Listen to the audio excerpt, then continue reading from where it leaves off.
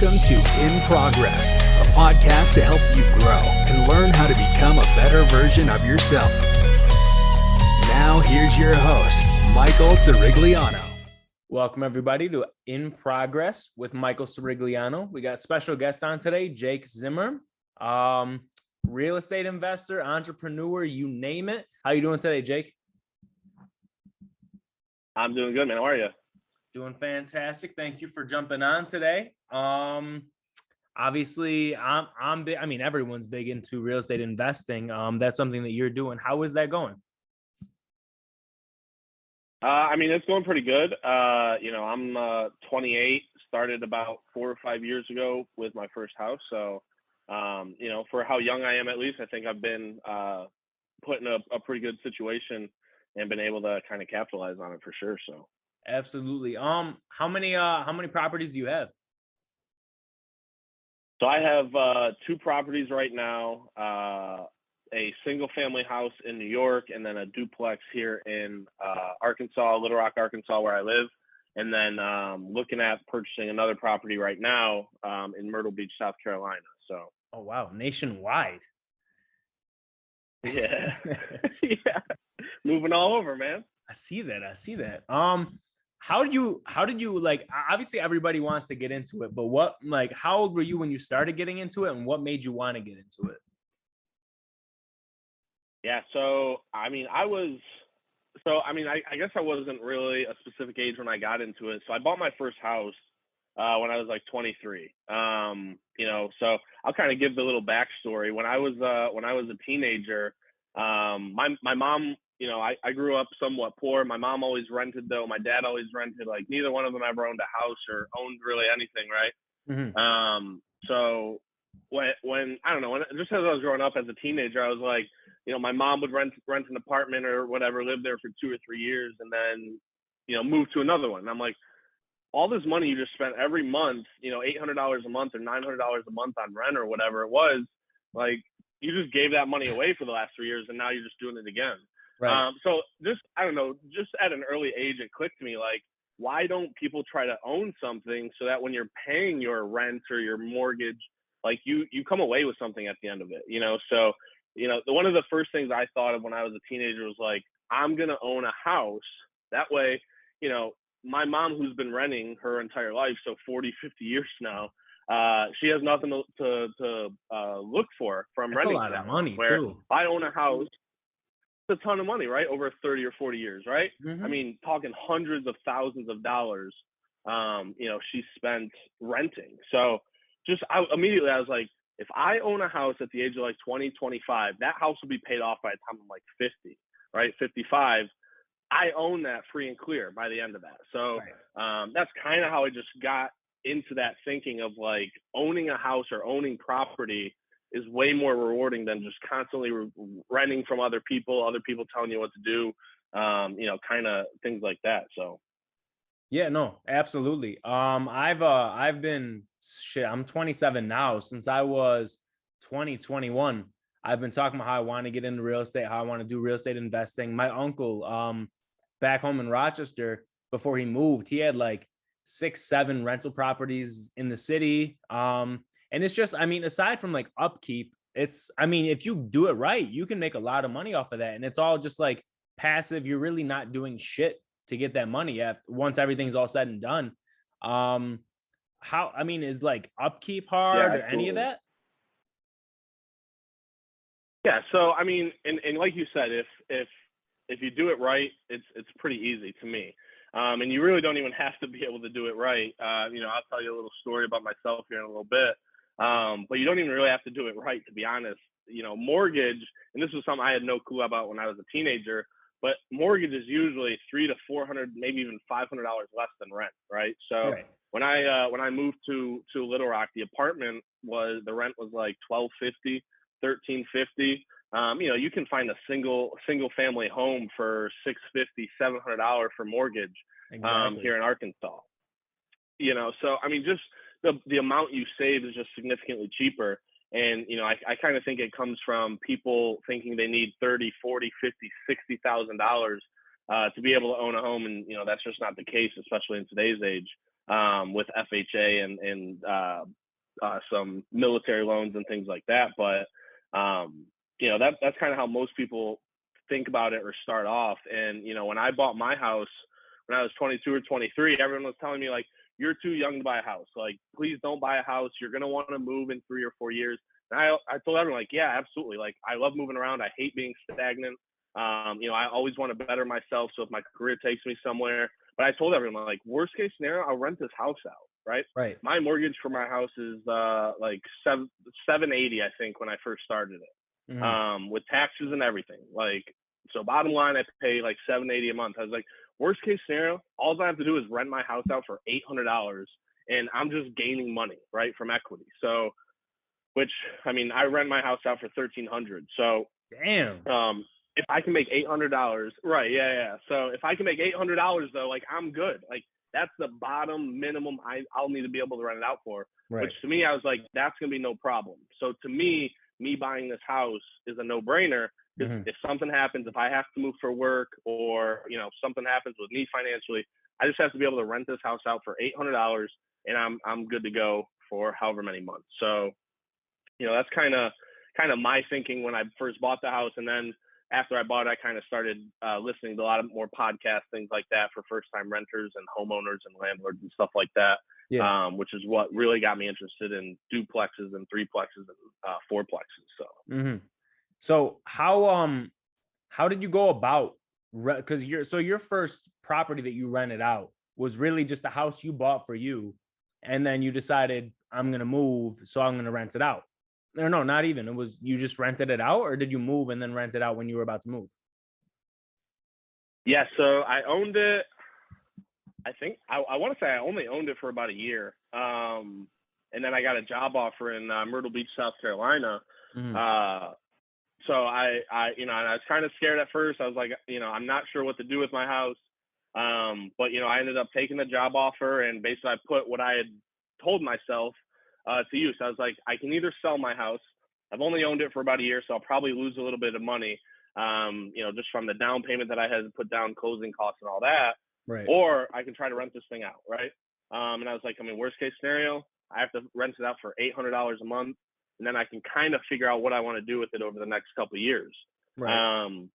So I got my job offer, and I want to say it was like the end of September, and they basically told me I had like 2 weeks to move down there. Damn. So I was like, damn, this is gonna be tight. You know, I got to try to figure some stuff out really quick. So I basically just put the house up. I just took a bunch of pictures. I put it up on Craigslist and Zillow. Zillow has an awesome like a manager app, basically, where it does everything for you. So anybody who's scared to get into it, Zillow has something that does it for you. They do the background checks, they'll do the credit checks. You just have to look over that stuff yourself. Really? But I basically post, yeah, super easy. They do everything that the tenant or the prospective tenant pays them directly. So literally, you just send your prospective tenant the link, and they go through Zillow. They pay Zillow, like it's like $29.95 for the background check and the credit report. They upload their pay stubs all through there, and man, you just go to this app, and I can see everything that everyone submits on there. So Zillow makes it easy for, you know, people who aren't, you know, 1,000 home or 1,000 apartment, you know, people. So super easy to be able to jump into it. But I basically listed it on Zillow. No clue what I was doing. I was like, I just hope this works for some reason. I put it on Craigslist.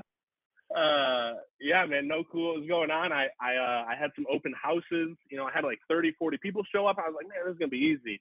And had maybe like 10 people like want to put in applications and whatnot. And by the time I had the open house, I want to say I had a week left to move. So I was like, damn, I got to pick somebody pretty quick, because I got to get them their keys. Like, we got to get all the utilities switched over. I mean, everything. So yeah, this kind of brings me into my a story that I have about my bad tenant. But I basically didn't do my research, right? And that's like the biggest advice I can probably give anyone, is do your research on your tenants, right? Don't try to make it go quicker. Don't try to wait for the perfect tenant either. but don't try to rush it. Do your research, call their employers, call their previous landlords, do your research with the credit checks, the background checks, all that stuff.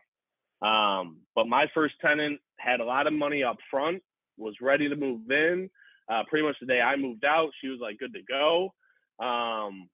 Had some decent references on her application, but she had some credit score issues, which, hey, young people, a lot of times we have credit issues, so it is what it is. She didn't have any kids at all. It was just her and her mom. And they both had like stable jobs. So I was like, okay, looks good. Turns out that they had lied about those jobs for them. Oh. I didn't check pay stubs. Yeah, I didn't get pay stubs. I basically took their word that they were both employed full time.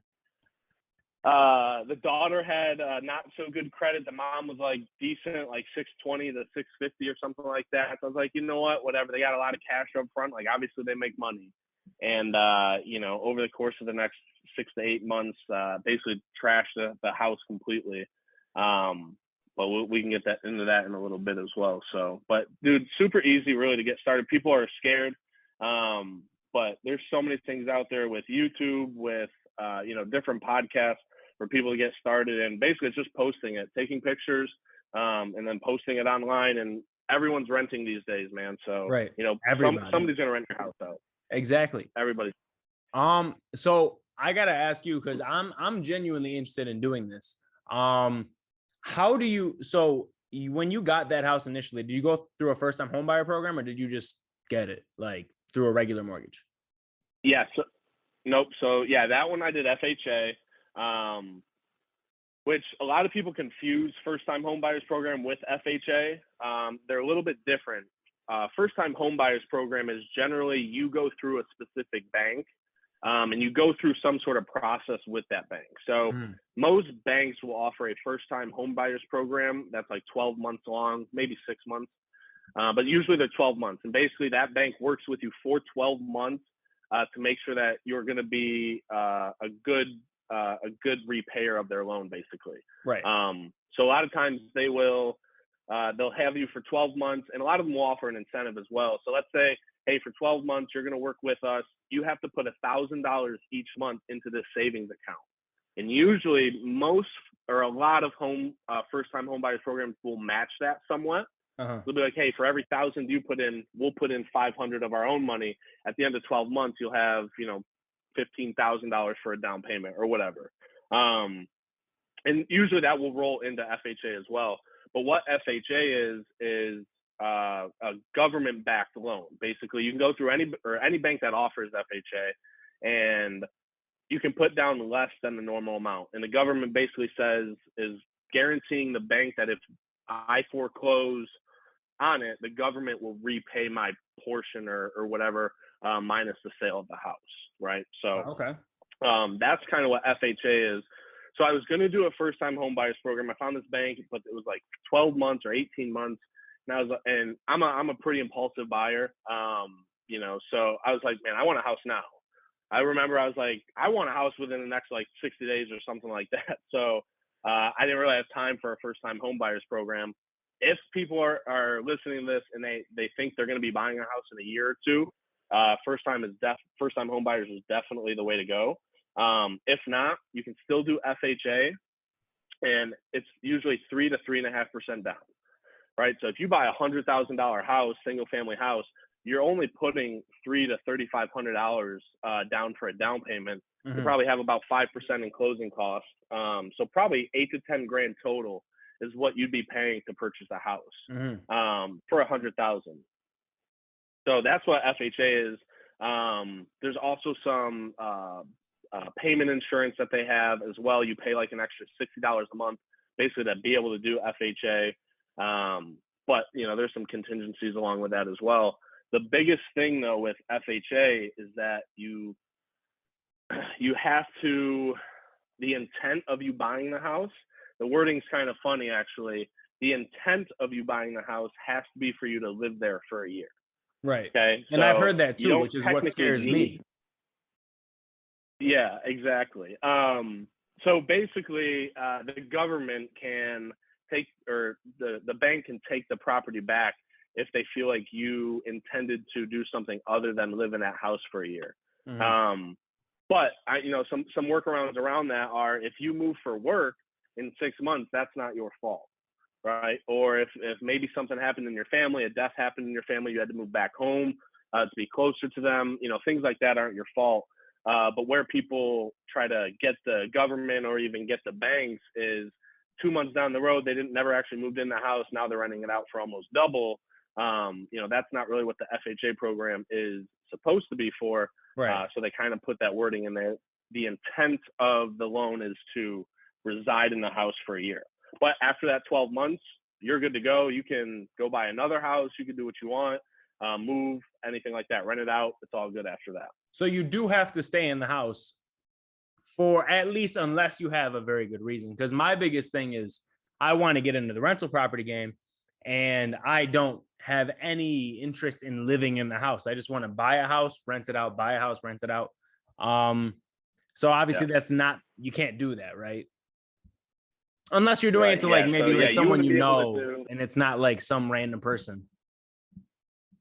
Yeah, so I mean, if you're doing it under the table now, so my my mortgage officer that I had here in Arkansas, I actually asked him that. I just was asking some questions because I'm looking at buying what's called a secondary home. It's kind of a little different scenario. But he was saying that he's actually seen where they will send people out to your address to like see if your name's on the mailbox or you're getting mail there within that first year. And he was like, it doesn't happen too often, but they might do it like once every 4 or 5 months.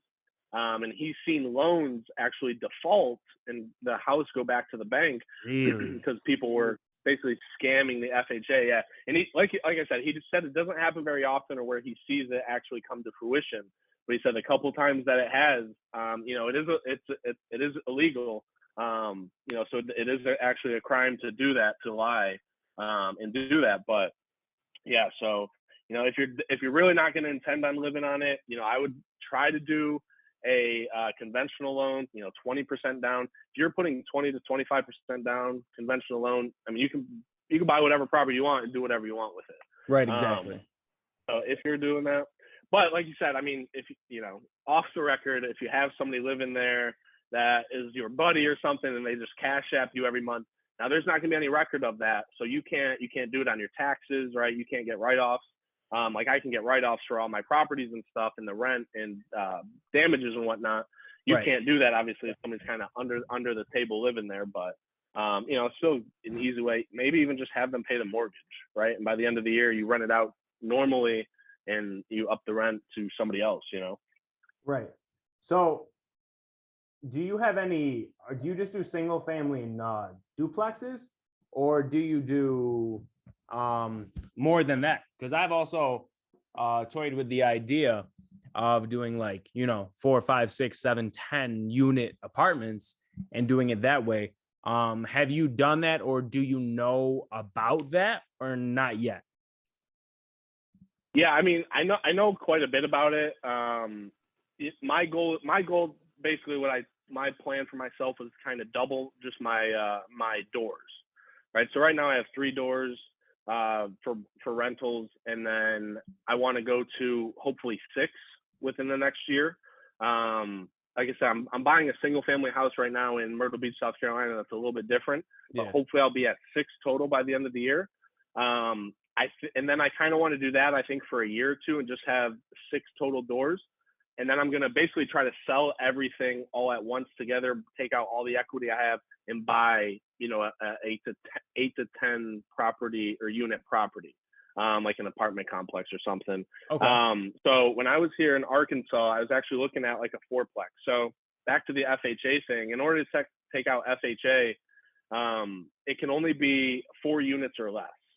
Okay, so you can't buy anything for more than 4 units with FHA. Okay. Anything after 4, so 5, 6, 7, 8, you have to be putting down conventional style money. So 20, 25, 30%. Mm-hmm. So I basically was not going to be able to put down, 30% on $400,000 house or apartment side, thing. So, I kind of had to go FHA route, and I was looking at some 4 foreign unit things, and I was approved for the amounts, but they just weren't really in the budget that I was looking for cash flow wise. They're kind of in a little bit of a worse part of the neighborhood. So I was going to probably have some more expenses, probably some more issues finding renters, things like that. Going to be like that first so I ended time up settling. Yeah, exactly. So I ended up kind of settling for a duplex that's in a nicer area. It was a little bit more expensive per door, obviously, but way easier to find renters. It's next to like 3 hospitals. So I mean, I get applications from nurses the whole time. So that just kind of made a better fit for me. I make a little bit more cash flow per door, which is really kind of ultimately what I look for. But I definitely I know of kind of the multifamily and the bigger unit projects, and hopefully in the next 2 or 3 years that's what I'll start to get into, because it does make it a little difficult to have a property in New York, property in Arkansas, and then a property in South Carolina. Right. Just tax wise, obviously I can only be in one state at a time. So just even managing them is definitely pretty difficult. So hopefully in the next 2 or 3 years, I'll be selling everything and taking all that money and putting it into one property with 8 to 10 doors or so. Yeah, absolutely. How do you go about, so say for example, you're in Arkansas right now. Say if something went down in New York where like something needed to be replaced or fixed, what is your game plan when that goes down? Yeah, so I mean that's already happened to me. So I've been renting my house out now in New York for 3 years to this tenant. I've had water heaters break in the middle of the night. I've had a toilet leak for a day or two. I just ended up fixing something in the upstairs bathroom. So and a lot of people that I talk to who are first-time investors, usually they'll have handymen or things like that, and I never really found somebody that I completely trust to get the job done the right way the first time. So I actually have companies that I still work with, like plumbing companies. I work with one plumbing company, so it's definitely a little bit more expensive. But I mean, they're always able to pretty much go out same day. They always get it done right. I've never had a complaint that something's not working after. So I have a plumbing company, an electrician, or electrical company, and then I have like a handyman type company, just in case anything else happens. But I mean, dude, that happens. I just call as soon as I can. I get the very first appointment. If I feel like the price is a little much, I will ask for a second quote from another company. But usually I've been working with them for 3 or 4 years, so usually they give me I think a pretty good quote. But it definitely is a little bit more than if somebody knows a handyman or knows an electrician themselves, or even can do the work themselves. But that's definitely one of the faults of not being in New York all the time. So right, exactly. How do you how do I want to word this? How do you so you don't have like a property manager or anything like that? So you're just like, so nope. They mow their own lawn, they do their own thing. You just fix anything if it breaks by calling a company to come through and fix it. And is that how you do it in like Arkansas as well? Or do you go in Arkansas because you're there? Yeah. So with Arkansas, I'll go there. I'll try to fix everything. I'll try to fix what I can first. I don't mess with electric though. Like something's wrong with electric. I'm worth it. Probably not touching it, man. It's not worth it.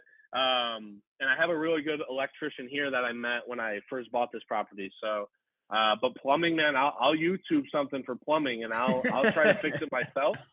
That's gone well. I'm not going to lie. Really? 2 or 3 times. Yeah. Even when I went to New York, there was like a plumbing issue. And I just went over there. I YouTubed it for like 45 minutes and I was able to fix it. So, I'll always try to fix it myself. Yeah.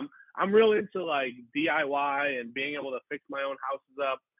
Ultimately, way down the road, I want to be able to build, like foreclosed properties, fix them back up, and be able to put them back out. So to me, this is all a really good learning experience for that. So yeah, in Arkansas, I try to fix everything. I pretty much redid my whole other side of the house because the tenant that was living there when I bought the property was really shitty too.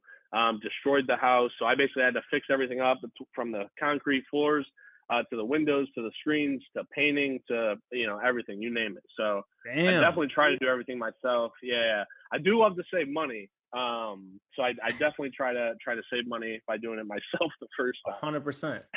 So what, when you're talking about that, so that first tenant that you had in New York, you said they trashed the place and they were just shitty tenants. What does that mean? They trashed it. Like what exactly went down?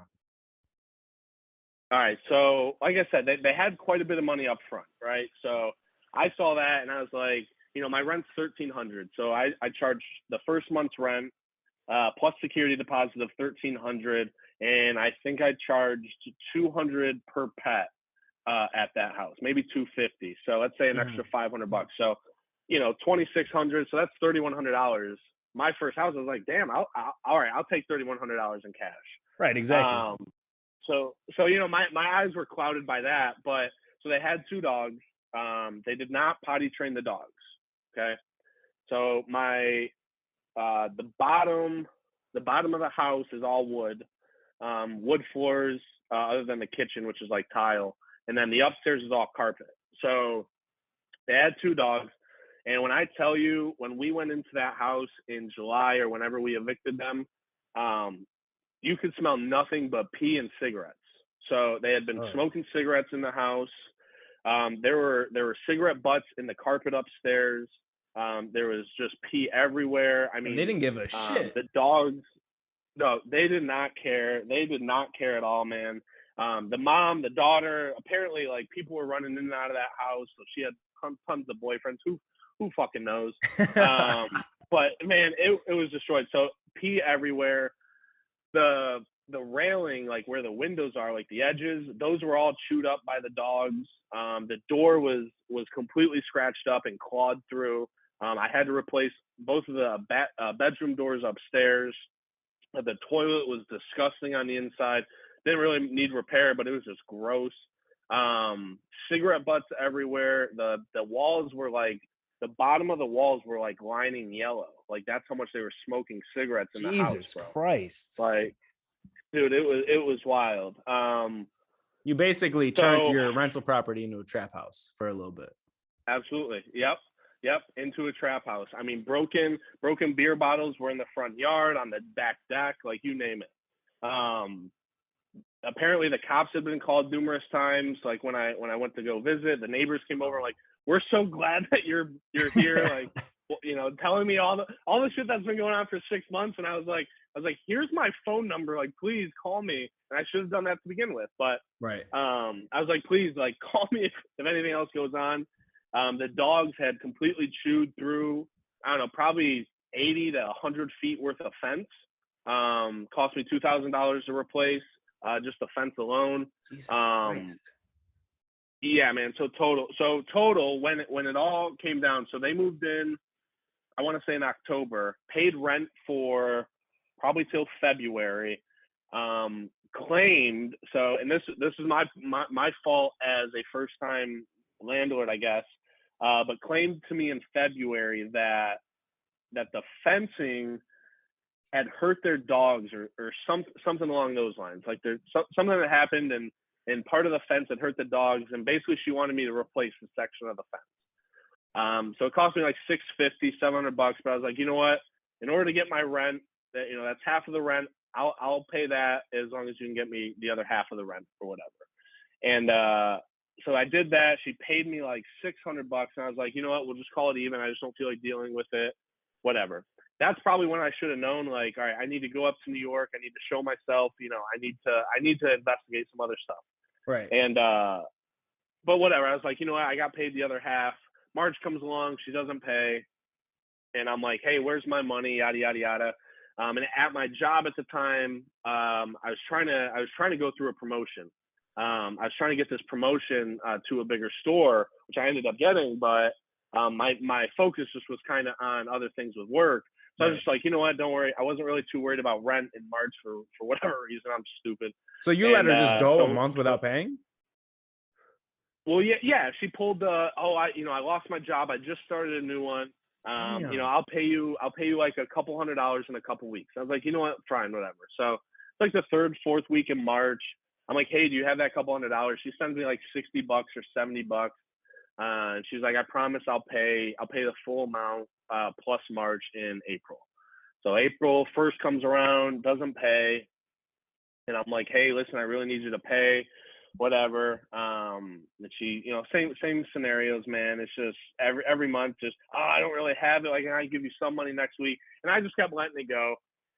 Probably like the second week into April or so, maybe the third week into April. And I'm finally like, all right, I'm Googling, because I have no clue what to do. So I'm Googling, like, how to evict tenants, how to, like, take people to court, and, like, do I need a lawyer? What do I need to do? Right. And dude, I Google it, and evicting people is a pretty damn hard process, especially in New York State. New York State is very tenant friendly when it comes to eviction. So you have to do everything by the T.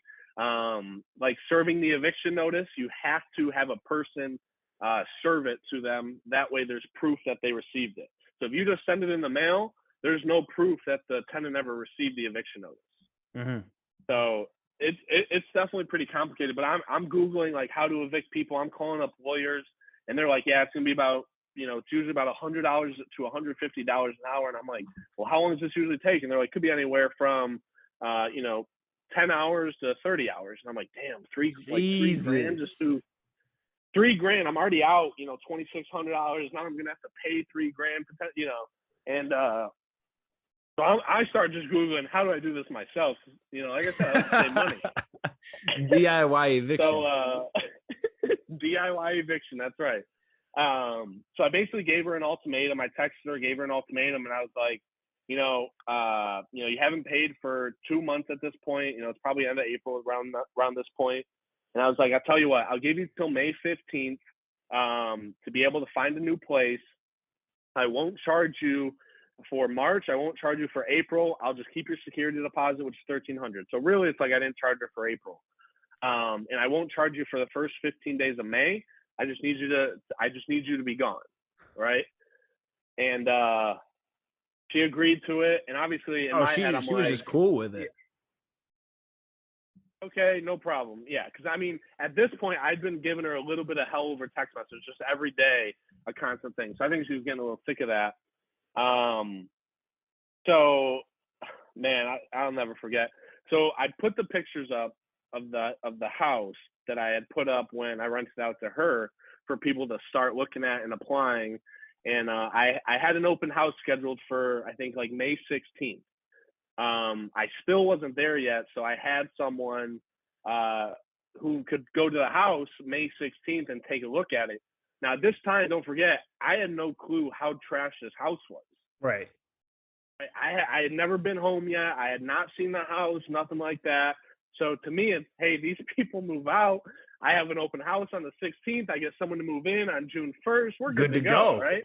And so we get there the day of the open house. This girl's supposed to have been moved out already, and she's still there. The house is halfway moved out. This person knocks on the door. She comes to the door. She's like, I'm really sorry. I'm late for work. And this person's like, you're not even supposed to be here. You're already supposed to be gone. Like, what is it you're doing?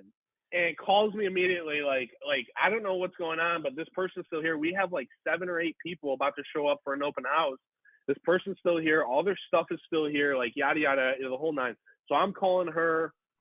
I'm trying to call the people getting ready for the open house.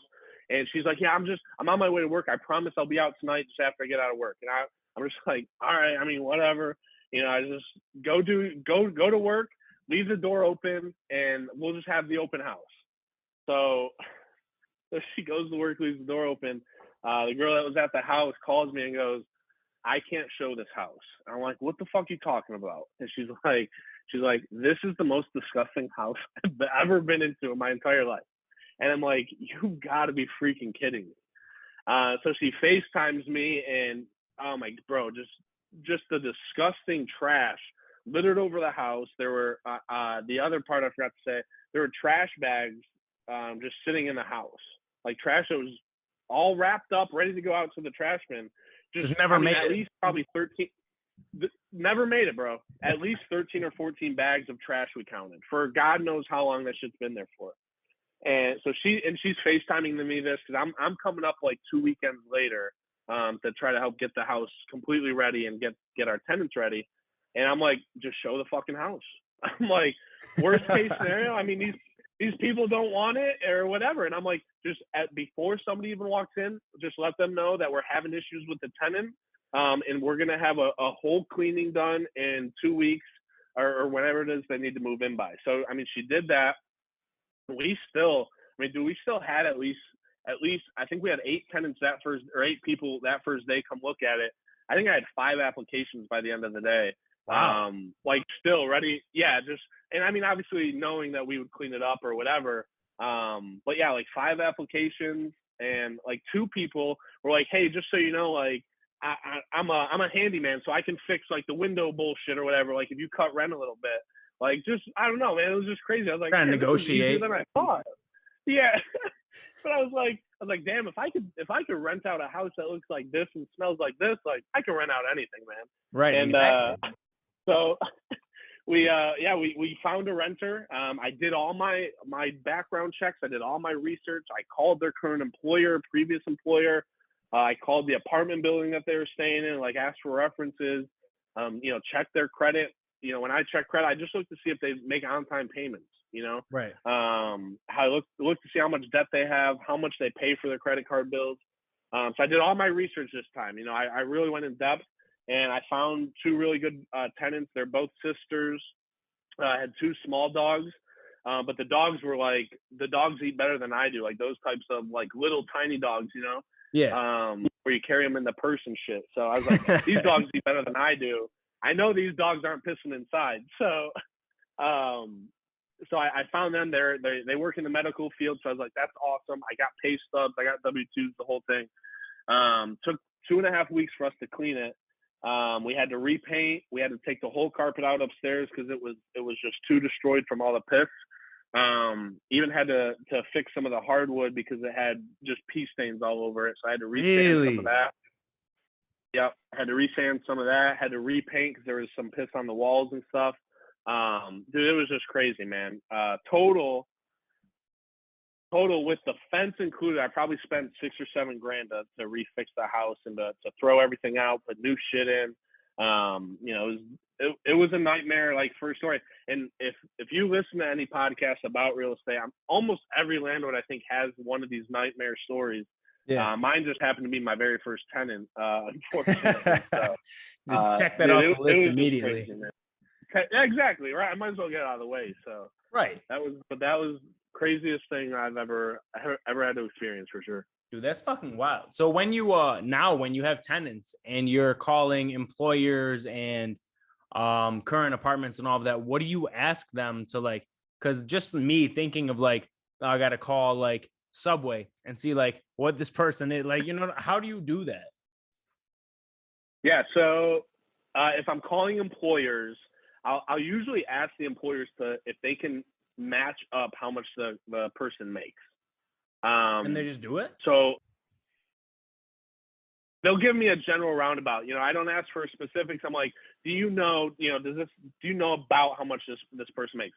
I've never had an employer not give me an answer. I've had one employer who was like, I can't give you that exact info, but I can guess. And I was like, okay, perfect. And as long as they're kind of somewhat close, I asked them how long they've been employed there. And then that's usually it for employers. I don't usually ask too much from employers. And then previous properties, you can't ask certain questions. I can't think of what they are off the top of my head, but because they're different for every state. But I usually ask, would you rent to this person again? And previous tenants, it's tough because if that person's a bad tenant, that place is also trying to get that person out. Right. So they'll just bullshit. You're calling them. So usually I'll ask for 2 references, the previous landlord as well. And that's the person I'll usually ask some more questions. Hey, did they pay on time? Would you rent to this person again? Because that person, they're already moved out. So that person doesn't give a shit. They'll tell you the truth at that point. Right. So I'll ask, did they pay on time? Did they leave the home in good standing? How are the pets if they have any, things like that. Mm-hmm. I'll ask. So And so the not the previous tenants, but the ones before that, so two apartments ago or whatever, they keep the records on file? Or is it more so like I hope you Usually they remember? do. Man, it's tough. Depends how good the apartment complex or the landlord is really with bookkeeping. So like me, for instance, I keep records of everything. Even from her, my very first tenant. I mean, I still can go into my Excel spreadsheet and see the date she paid, how much she paid, the day she was on time, the day she was late. And some landlords, I mean, I called the landlord one time and he knew every single payment off the top of his head. Some apartment complexes will only keep it for a year. Some will keep it for more than that. And a lot of times, if they don't know the person, then that's a good sign too. Like if you call the front desk manager or whatever they're called, if they don't know that person, that's usually a pretty good sign. If they're like, oh, you're talking about Jake, then that's probably not. That's I've done that, and I can just tell from their voice. I'm like, that's all I need to hear. Thank you. And I'll just end the conversation right there because I'm like, this person well enough by name. Like I didn't even necessarily give you an apartment number yet or anything. You just knew this person from their first and last name. Absolutely, that's not a good sign. So yeah, we're not going to rent to them. That will play a key too. Right. So for the podcast that you listen to and all of that, who is it that you listen to that helps you in all of this? Like I was talking in the last episode of Joe, he was heavy on Grant Cardone. Just judging by the way that you speak, I'm assuming he's probably in that mix. Yeah, I love Grant Cardone. I mean, I would say Grant Cardone probably got me most into wanting to be rich, wanting to be wealthy, having tons of passive income. He talks about that a lot. His ideas are a little bit different than mine. So if anyone does listen to him, he's very big on don't even start small. He basically says don't even start until you can start big. Until you can get to a 10, 15, 16 unit deal, just do nothing but stack your money. I don't necessarily believe that. I'm very big on, start small. If you start with a duplex or a threeplex, if you're making $400 or $500, then do it, right? Even if you're making $100, it's all worth it to me. So I really started big with Grant Cardone, and as I kind of started to get my own properties, I started listening to Bigger Pockets a lot. They're great for first-time investors, and they have pretty much almost any avenue that you ever want to go down, whether it's big real estate stuff, small real estate stuff, you want to do behind the scenes, whatever the case may be, you want to work on houses, you want to just do the financing for it. They've been a bigger help now to me. And Grant Cardone is kind of the one that really started my interest in passive income. He's super aggressive. I love the way he talks. He's just a regular guy. He swears. He's just a regular guy. Like relatable, man. He's great. He's exactly. Like you can tell he didn't really go to school. Like his grammar's not really that great. But I'm like, fuck it, man. I love that type of shit, man. Like 100%. This guy really almost came from nothing, and now he's a billionaire. So. Yeah. He's great to watch. He really is. Gets you fired up for sure.